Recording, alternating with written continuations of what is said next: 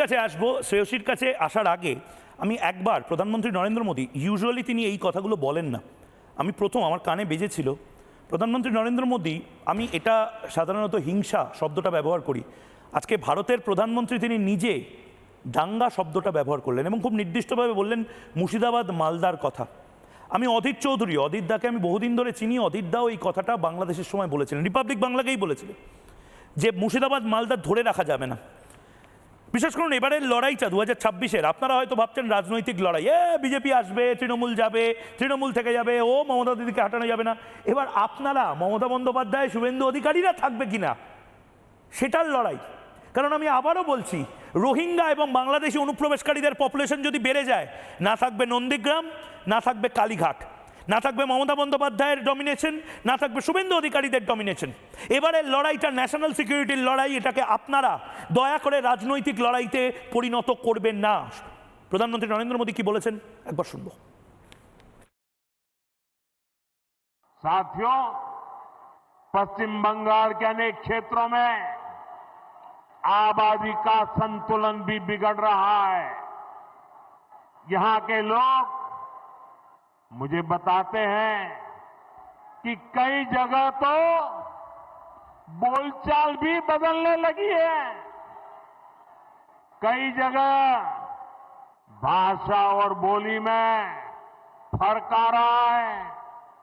घुसपैठियों की आबादी बढ़ने से बीते वर्षों में मालदा, मुर्शिदाबाद सहित पश्चिम बंगाल के अनेक क्षेत्रों में दंगे भी बढ़ने लगे हैं। आपको घुसपैठियों और यहां के सत्ताधारी लोगों के इस गठजोड़ को तोड़ना ही होगा।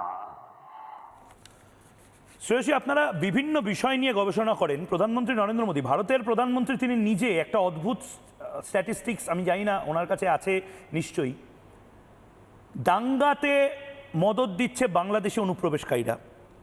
এতদিন ধরে দাঙ্গা অভ্যন্তরীণ একটি বিষয় ছিল, কিন্তু এখন মনে হচ্ছে দাঙ্গা লাগানোটাও ন্যাশনাল সিকিউরিটির দিক থেকে খুব স্ট্র্যাটেজিকভাবে পাশের দেশগুলো করছে আমাদের নিজেদের মধ্যে ফেব্রিক নষ্ট করার জন্য, এবং মমতা বন্দ্যোপাধ্যায় এগুলো হতে দিচ্ছেন। শ্রেয়সী। ময়ূকদা, আশা করি আমায় শোনা যাচ্ছে। বাংলার যে দাঙ্গা, রাজনৈতিক খুন, যা যা যা আমরা দেখে আসছি, বোমাবাজি, এইসব হিংসা, এটা এখন বাংলার নিউ নর্মাল, আমরা সবাই মানি এবং জানি। তো তুমি আমাকে একটু আগে জিজ্ঞেস করছিলে সবাইকে যে এটা কেন হতে দেওয়া হচ্ছে, স্টেটটাকে কেন হতে দিচ্ছে রাজ্য সরকার বা রাজ্যের পুলিশ এটাকে কেন হতে দিচ্ছে। বেসিক্যালি দাদা, এটা বেঙ্গলি ইসলামিক ন্যাশনালিজমকে আগে নিয়ে যাওয়ার একটা কঠিন প্রচেষ্টা, এবং এই প্রচেষ্টার সব থেকে ইম্পর্টেন্ট ওয়েপন যেটা আমরা দেখতে পাই সেটা হচ্ছে বাঙালি ভাষাটাকে বানিয়েছে। এই আলাউদ্দিন শেখ, যার মৃত্যু নিয়ে এত বেলডাঙ্গাতে এত বড় রায়ট হলো, সে বাংলা বলে, এবং বাংলা বলে বলে তার মৃত্যু হয়েছে। তুমি কানেক্ট করো ডটসগুলোকে। তো বাংলাটাকে হাতিয়ার বানানো হয়েছে। বাংলা পক্ষের মতন আরো এরকম বিভিন্ন আছে যারা বাংলাটাকে হাতিয়ার বানিয়ে একটা গ্রেটার বাংলাদেশ তৈরি করার উদ্দেশ্যে এগিয়ে যাচ্ছে।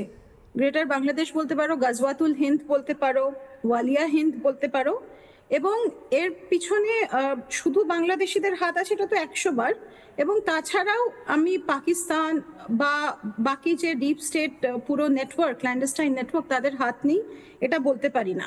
এবং আমরা খুব শিগগিরই দেখব, যদি এইবারের লড়াই 2026-এর লড়াই, একবারেই প্রধানমন্ত্রী অনারেবল প্রাইম মিনিস্টার ঠিক বলেছেন, it is not a vote, it is just not an election, এটা একটা civilizational war to save Bharat, to save democracy and to preserve the national security and sovereignty of India. যদি এই লড়াইয়ে যারা anti India বা যারা অ্যান্টি বাংলা তারা হেরে যায়, তাহলে it will be not far যে আমরা গ্রেট ক্যালকাটা কিলিংস পার্ট 2 দেখবো না। তো এইটা আমার একমাত্র বলার আছে। আর আরো 2-3টে পয়েন্ট যেটা বলবো সেটা হচ্ছে যে আমরা এই জিনিসটাকে অ্যালাউ করাটাও তো একটা ভয়ঙ্কর। আমি দেখছিলাম, আমাকে অনেকে জিজ্ঞেস করছিলাম, আমি তখন বাইরে ছিলাম, ইরান নিয়ে অনেকে আশাবাদী। আমি বললাম ভাই এত আশা দেখো না, ইরানে নাকি আবার পার্সিরা নতুন করে নিজেদের যে যে জিনিসগুলো হারিয়ে ফেলেছিল সেগুলো করবে। আমার দাদুর একখান দেশ ছিল মতন পার্সিরা হই হই করে নাকি চলে যাবে না। তার কারণ পার্সিদের সারা পৃথিবীতে এখন 10 লাখের কম পপুলেশন, তাদের আর কোনো উপায় নেই। এক রাতের নোটিশে তাদেরকেও বলা হয়েছিল যে হয় তোমরা এখানে কনভার্সন করো, নয় তোমরা মরো, নয় তো তোমরা পালাও। এই স্ট্র্যাটেজিতে চলেছে। ইরানে যে জিনিস আমরা দেখছি, এটা বেলডাঙাতে বা ভারতে হবে না, পশ্চিমবঙ্গের কোথাও হবে না, এই গ্যারান্টিটা কে দিচ্ছে? কারণ স্টেট গভর্নমেন্ট একদম সুরাবর্দির মতন 1946-এ সুরাবর্দি যেভাবে চুপচাপ দেখেছিল শিয়ালদা, বেলেঘাটা সমস্ত জায়গাতে এরকমভাবে কেটে কচুকাটা করা হচ্ছে, ঠিক সেই জিনিস তো এখনো হচ্ছে। এখান থেকে একটা কোনো মব ভায়োলেন্স কারোর বাড়িতে পৌঁছাবে না, এই গ্যারান্টিটা কে দিচ্ছে? Shreyasi, there is no guarantee, there is no guarantee, এবং রাজ্য সরকার এটাকে অ্যালাউ করছে তাদের নিজেদের স্বার্থকতাটাকে পূরণ করার জন্য। বেশ, রাজ্য সরকার অ্যাপিসমেন্ট করছে। রাজ্য সরকার বুঝতে পারছে না এটার যে বৃহত্তর ইম্প্যাক্টটা, সেটাতে এরা সবাই যে নন এক্সিস্টেন্ট হয়ে যাবে, এটা তারা বুঝতে পারছে না। তুমি একটা জিনিস দেখবে যে যখন এই এসআইআর হওয়া শুরু করেছে, তখন ওই হাকিমপুর, স্বরূপনগর ওই জায়গাটা দিয়ে চেকপোস্ট দিয়ে হাজার হাজার মানে অনুপ্রবেশকারী, ইললিগাল অনুপ্রবেশকারী ওখান থেকে বেরিয়েছে। তো ওরা যখনই ওদেরকে জিজ্ঞেস করা হয় যে অনুপ্রবেশকারী কি করে আসলো, ওরা বিএসএফ বহিরাগত, এদের দোষ দিয়ে দেয়। ঠিক আছে, আমরা মেনে নিলাম, নাহলে বিএসএফ এর দোষ মেনে নিলাম for the time being given. কিন্তু তারা যে এখানে এত বছর ধরে ছিল, তারা যে সরকারি ওয়েলফেয়ার স্কিমগুলো নিচ্ছিল, তারা যে ভুয়ো ভোটার কার্ড, ভুয়ো বিভিন্ন রেশন কার্ড এসব বানিয়েছে, সেগুলো যারা বানিয়ে দিয়েছে তাদেরকে রাজ্য সরকার কল আউট করছে না কেন? ঠিক ঠিক, আমি ঠিক এই জায়গা থেকেই একদম আমি মানে আলোচনাটা রাজনৈতিক জায়গার থেকেও বেশি আমি এক্সপেক্ট করেছিলাম আজকে এটাই হবে, এবং হওয়াটা জরুরিও। কারণ অন্য চ্যানেলগুলো রাজনৈতিক তরজা করছে।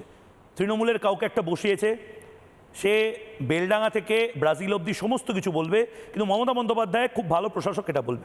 আমি আজকে নানা ধরনের কন্টেন্ট দেখার জন্য লাইক করুন, শেয়ার করুন আমাদের ফেসবুক পেজ, সাবস্ক্রাইব করুন আমাদের ইউটিউব চ্যানেল। পাশাপাশি অন্যান্য ব্রেকিং নিউজের জন্য অবশ্যই চোখ রাখুন রিপাবলিক বাংলায়।